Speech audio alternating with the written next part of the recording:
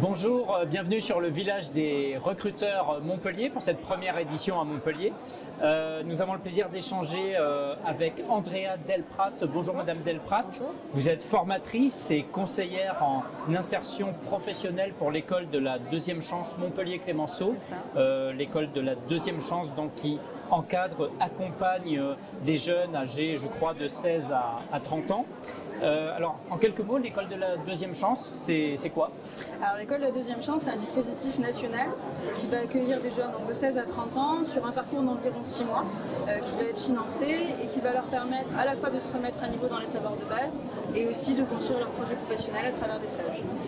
Alors, comment accompagnez-vous ces jeunes sur un événement comme celui-ci, sur le village des recruteurs? Alors, il y a deux grandes parties. La première, ça va être la partie un peu technique, la construction du CV, la lettre de motivation, qui est souvent une étape primordiale. Et il y a aussi tout ce qui est lié à la confiance en soi, être capable de se présenter et à aborder un recruteur ou un centre de formation pour faire le premier pas. D'accord. Quelles sont les qualités d'un jeune, des choses qu'on n'attend pas forcément d'un public en réinsertion, parce que c'est bien de réinsertion qu'il s'agit. Et en fait, ils ont plein de qualités et valorisez-les un peu, peut-être ces qualités auprès des recruteurs, justement. Justement, c'est des jeunes qui vont être polyvalents, qui vont être résilients, qui vont être capables de nous surprendre. Moi, ils me surprennent tous les jours.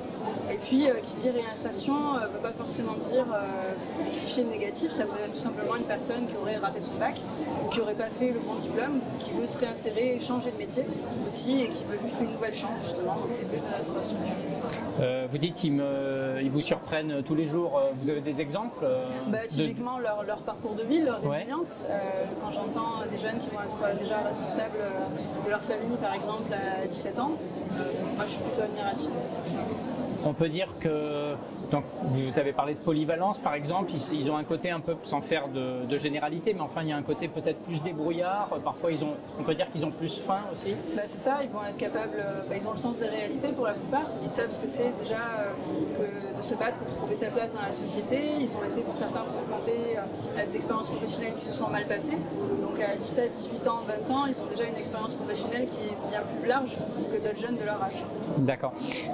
Les débouchés trouvés à l'occasion d'un salon comme celui-ci, du village des recruteurs, c'est très diversifié ou il y a des secteurs prioritaires? Alors, dans l'idée, c'est soit de l'emploi, soit de la formation, soit les deux via une alternance.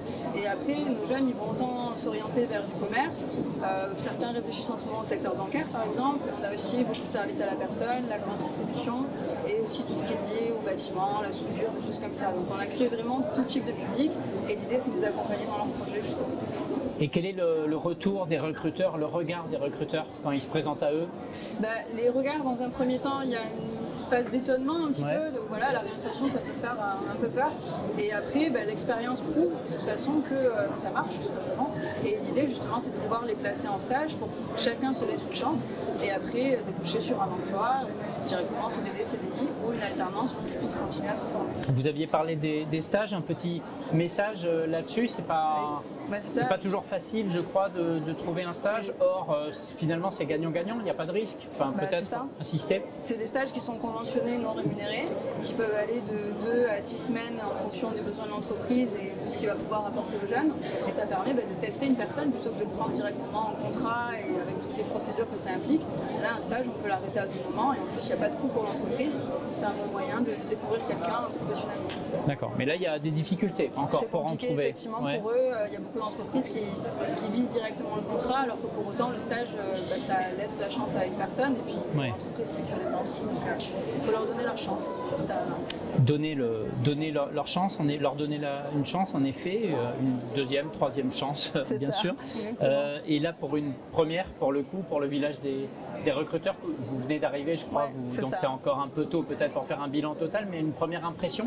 Les premières impressions sont bonnes, surtout que nos jeunes ont participé à l'organisation du salon, donc ils s'investissent bien, pour eux c'est une très bonne expérience. Et pour avoir vu leur retour, ils ont été bien accueillis par les partenaires et c'est vrai qu'il y a une grande diversité de partenaires aussi, donc c'est une bonne expérience à renouveler. Merci beaucoup Madame Delprat et je vous souhaite un très bon salon. Merci. Merci. On se retrouve sur le village des recruteurs donc pour cette première édition à Montpellier. Merci.